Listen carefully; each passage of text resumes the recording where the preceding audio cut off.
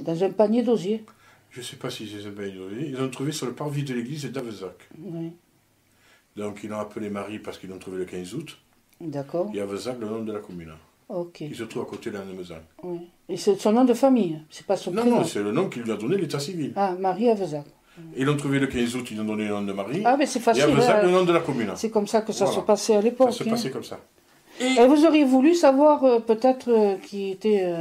D'où elle Qui venait. était-elle? Ah oui. Mais moi j'ai voulu savoir qui elle était. Ah, c'est ça. Parce que on a toujours dit qu'elle descendait de la noblesse ou de la bourgeoisie du coin, parce que jusqu'à ses 20 ans, oui. tous les mois, hein, je dis bien tous les mois, un docteur venait voir ses parents adoptifs, oui.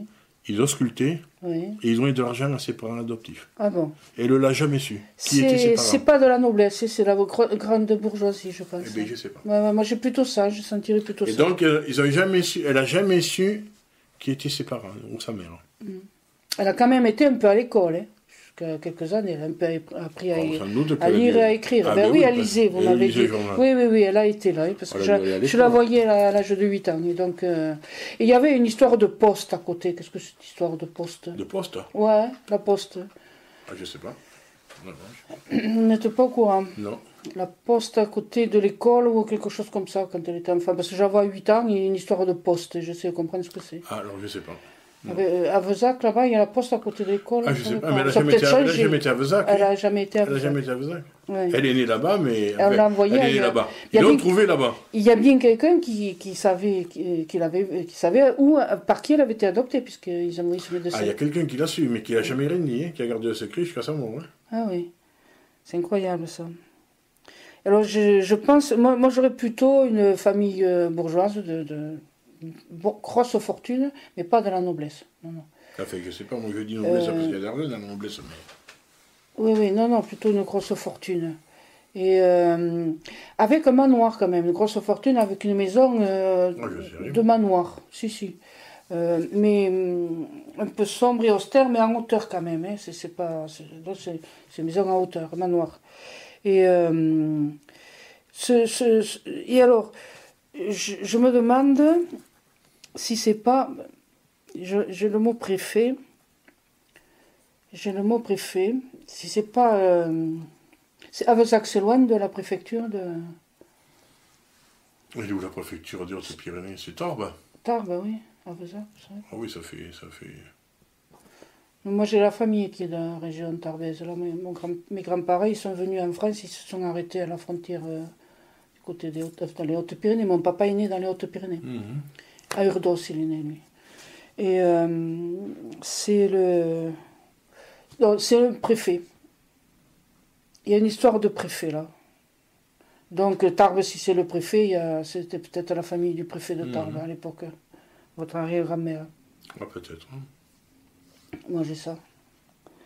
C'est la... Et sa mère, elle a eu très jeune.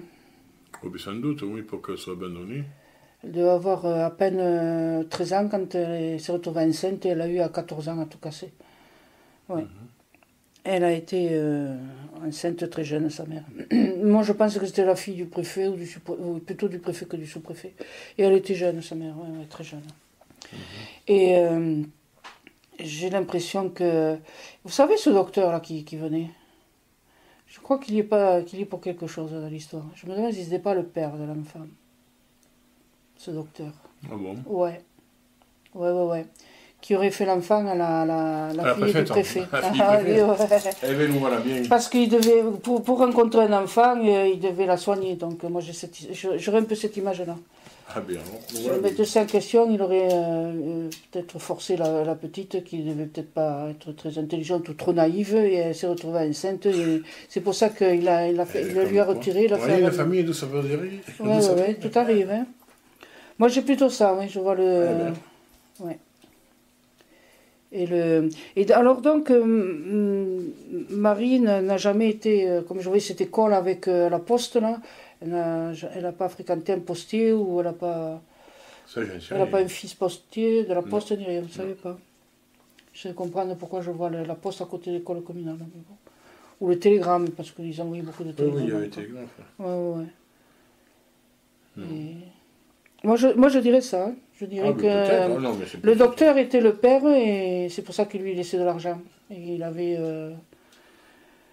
Et comme c'est des notables, tous ces gens-là, le préfet, le médecin, c'était des notables à l'époque. Donc entre eux, ils se... Voilà.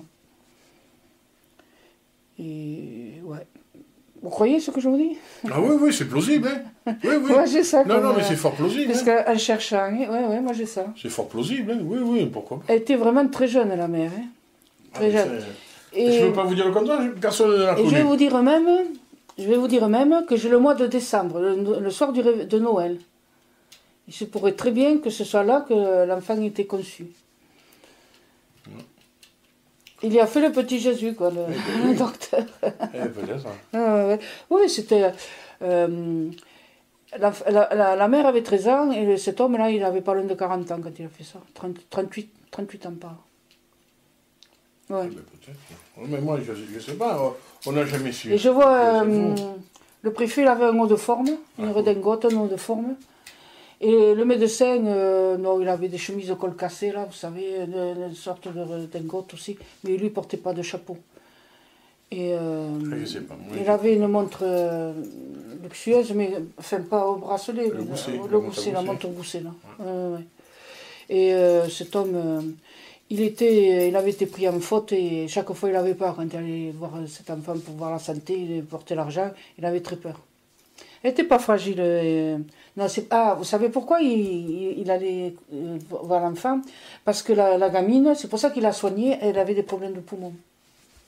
La maman, la mère de Marie, avait des problèmes de poumons. C'est pour ça que le médecin était toujours là, vous comprenez? Pour la soigner.